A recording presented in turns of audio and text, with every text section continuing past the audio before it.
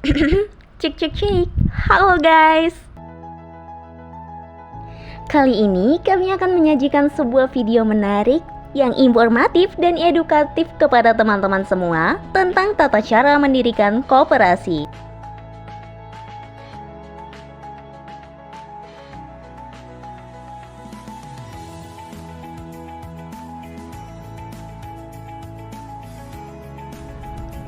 Apakah kamu pernah berpikir bahwa terdapat sebuah organisasi yang dimiliki dan dijalankan dengan tujuan untuk mencapai kesejahteraan bersama anggotanya?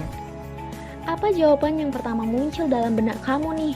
Apakah itu CV, firma, atau justru sebuah PT? Nah, ternyata jawabannya adalah koperasi. Meskipun koperasi bertujuan untuk menciptakan kesejahteraan bersama, pendiriannya bukanlah hal yang bisa dilakukan sembarangan loh. Ada tata cara yang terstruktur dan langkah-langkah yang harus diikuti agar koperasi bisa berdiri secara sah dan efektif. Lalu, bagaimana caranya mendirikan koperasi yang solid dan berkelanjutan? Di video ini, kita akan membahas tuntas proses pendirian koperasi, mulai dari persiapan awal hingga koperasi resmi berdiri sesuai dengan badan hukum. Pendirian koperasi berawal dari kondisi perekonomian yang dikuasai oleh sistem kapitalis. Pada masa itu, para pelaku usaha kecil yang tidak memiliki cukup modal mengalami kesulitan dalam bersaing dengan pengusaha besar. Akibatnya, kesenjangan ekonomi semakin melebar dan rasa ketidakadilan pun semakin terasa. Fenomena ini membangkitkan kesadaran bahwa kemiskinan dan ketimpangan ekonomi tidak dapat diselesaikan secara individu. Dari hal tersebut, diperlukanlah kekuatan bersama berupa kesatuan dan kerjasama antar pelaku ekonomi yang memiliki keterbatasan modal. Inilah yang menjadi dasar munculnya gagasan untuk mendirikan koperasi. Koperasi memberikan kesempatan kepada anggotanya untuk menghimpun dana secara kolektif dan menjalankan usaha bersama dalam satu wadah yang legal dan terorganisir.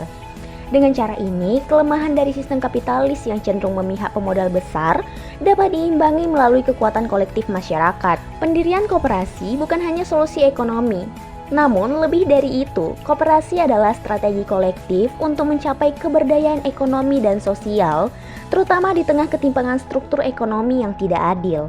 Menurut Perkasa, pada tahun 2020, koperasi tidak hanya berfungsi sebagai organisasi ekonomi yang menjunjung tinggi nilai keadilan dan kebersamaan loh. Koperasi juga menjadi sarana untuk meningkatkan kesejahteraan anggotanya dengan memperkuat solidaritas dan kolaborasi. Jika ditinjau secara historis, koperasi itu lahir dari tekanan sosial dan ekonomi yang sangat menekan. Misalnya, di negara-negara Eropa seperti Inggris, koperasi itu muncul sebagai bentuk perlawanan terhadap sistem ekonomi yang tidak adil dan tidak memihak kepada rakyat kecil.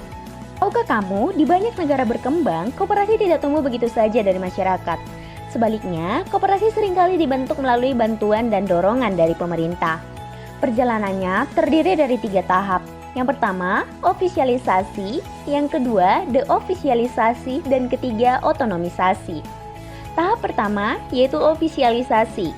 Di tahap ini, pemerintah aktif membentuk dan membina koperasi. Mereka memberikan bantuan dana, pelatihan, dan dukungan manajemen.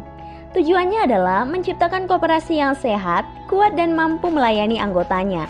Namun, koperasi tidak boleh terus bergantung pada bantuan. Mereka harus mulai belajar mandiri. Tahap kedua yaitu deofisialisasi. Pada tahap ini, campur tangan pemerintah dikurangi secara perlahan. Koperasi mulai diarahkan untuk mandiri, baik dari sisi manajemen, keuangan, maupun keputusan usaha. Tahap ketiga yaitu otonomisasi. Setelah mampu mandiri, koperasi bisa berkembang sendiri sebagai organisasi swadaya.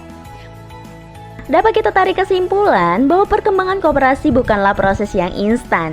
Dari dibimbing, dilepas, hingga akhirnya mandiri, koperasi bisa menjadi kekuatan ekonomi rakyat yang asal dijalankan dengan benar dan berorientasi pada anggota.